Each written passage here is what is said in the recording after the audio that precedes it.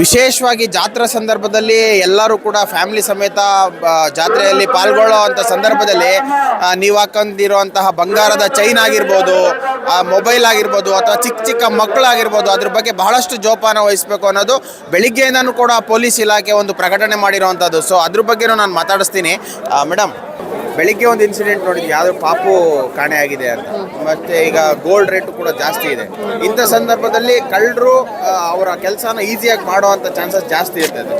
So ಭಕ್ತಾದಿಗಳಿಗೆ ಏನು ಹೇಳ್ಬೋದು ಮೇಡಮ್? ಏನಿಲ್ಲ, ಭಕ್ತಾದಿಗಳಿಗೆ ಒಂದೇ ವಿನಂತಿ ಮಾಡ್ಕೊಳ್ಳೋದು, ಜಾತ್ರೆಗೆ ಬಂದಿರ್ತಾರೆ, ಅವ್ರ ಅರ್ಕೆ ಇರುತ್ತೆ, ತೀರ್ಸಕ್ಕೆ ಬಂದಿರ್ತಾರೆ. ಅದ್ರ ಜೊತೆಗೆ ಅವ್ರು ತಂದಿರೋ ವಸ್ತುಗಳು, ಅವ್ರ ಹತ್ರ ಇರೋ ಮಕ್ಕಳಾಗಿರ್ಬೋದು, ಬ್ಯಾಗ್ಗಳಾಗಿರ್ಬೋದು, ಜೋಪಾನ ಇಟ್ಕೋಬೇಕು.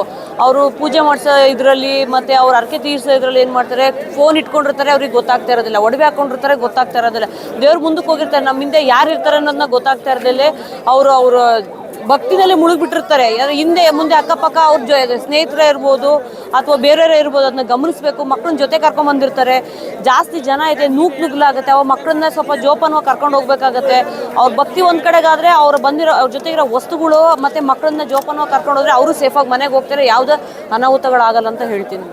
ಲಕ್ಷಾಂತರ ಜನಗಳಲ್ಲಿ ಏನಾದರೂ ಒಂದು ಕಳುವಾದಾಗ ಈ ಪ್ರಕರಣ ನಿಮ್ಮ ಮುಂದೆ ಬಂದೇ ಬರುತ್ತೆ ಮೇಡಮ್. ಅವಾಗ ನಿಮಗೂ ಯಾವ ರೀತಿ ಮಾಡಕ್ ಬರುತ್ತಲ್ಲ, ಏನು ಚಾನ್ಸೇ ಇರಲ್ಲ.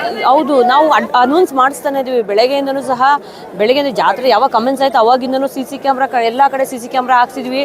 CC ಕ್ಯಾಮ್ರಾ ಹಾಕಿರೋ ಜೊತೆಗೆ ಜನಗಳು ಕಾಣಿಸ್ತೀವಿ, ವಿಸಿಬಿಲಿಟಿನೂ ತೋರಿಸಿದ್ವಿ, ಬರ್ದಿದ್ವಿ. CC ಕ್ಯಾಮ್ರಾ ಕಣ್ಗಾವಿನಲ್ಲಿ ಇದ್ದಾರೆ ಅಂತ ಬರ್ದಿದ್ವಿ. ಅದು ಜನರಿಗೆ ಸ್ವಲ್ಪ ಎಚ್ಚರಿಕೆನೂ ಆಗುತ್ತೆ. ಆಮೇಲೆ ಕಳ್ತನ ಮಾಡಕ್ಕೆ ಬಂದಿರೋದು ಸಹ ಏನು ಸಿಕ್ಕಾಕೊಂಡ್ಬಿಡ್ತೀವಿ ನಾವು ಭಯದಿಂದ, ಅವರು ಸಹ ಕಳ್ತನ ಮಾಡದೆ ಹೋಗ್ತಾರೆ.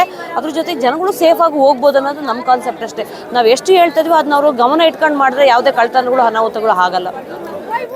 ಎಸ್ ವೀಕ್ಷಕರೇ, ಇಂತಹ ಸಾಕಷ್ಟು ಮಾಹಿತಿಗಳನ್ನ ನಿಮ್ಮ ಮುಂದೆ ತರುವಂಥ ಪ್ರಯತ್ನ ಮಾಡ್ತೀವಿ. ಯಾಕಪ್ಪ ಅಂತಂದರೆ ಯಾವುದೇ ರೀತಿ ಜಾತ್ರೆಗಳಾಗಿರ್ಬೋದು, ಸಮಾವೇಶಗಳಾಗಿರ್ಬೋದು, ಲಕ್ಷಾಂತರ ಜನ ಸೇರೋ ಸಂದರ್ಭದಲ್ಲಿ ಇಂತಹ ಒಂದು ಕೈ ಚಳಕಗಳು ಅಂದರೆ ಮೊಬೈಲ್ ಕಳುವು, ಚೈನ್ ಕಳುವು ಅಥವಾ ಮಕ್ಕಳು ಮಿಸ್ ಆಗೋದು ಇಂಥವೆಲ್ಲ ನಡೀತಿರ್ತವೆ. ಇದ್ರ ಬಗ್ಗೆ ಪೋಷಕರು ನೀವು ಸಂಬಂಧಪಟ್ಟವರೇ ಜವಾಬ್ದಾರಿ ಆಗ್ತೀರಾ. ಭಾಳ ಹುಷಾರಾಗಿ ಇಂತಹ ಜಾಗಗಳಲ್ಲಿ ನೀವು ನಡ್ಕೋಬೇಕು ಅನ್ನೋದೇ ನಮ್ಮ ಮೂಲ ಉದ್ದೇಶ. ಇಂತಹ ಸಾಕಷ್ಟು ಮಾಹಿತಿಗಳನ್ನ ನಿಮ್ಮ ಮುಂದೆ ತರುವಂಥ ಪ್ರಾಮಾಣಿಕ ಪ್ರಯತ್ನ ಮಾಡ್ತಾನೆ ಇರ್ತೀವಿ. ನೋಡ್ತಾ ಇರಿ ಸಿರಾ 24 ನ್ಯೂಸ್. ನಾನು ನಿಮ್ಮ ಬರ್ಗೂರ್ ಅರ್ಷದ್. 84ರಿಂದ 50 kg ಬಂದೆ, ಆಮೇಲೂ ಸಣ್ಣಗೆ ಫಿಟ್ ಆಗಿದ್ದೀನಿ. ಅದಕ್ಕೆ ನಾನು ಯೂಸ್ ಮಾಡ್ತಾ ಇರೋದು ಜೀನಿ ಸ್ಲಿಮ್. ಸಣ್ಣ ಆಗೋಕ್ಕೆ ಜೀನಿ ಸ್ಲಿಮ್ ಯೂಸ್ ಮಾಡಿದೆ, ಹೆಲ್ದಿನೂ ಅದೇ. ನೀವು ಸಣ್ಣ ಆಗಬೇಕಾ, ಹೆಲ್ದಿ ಆಗಬೇಕಾ?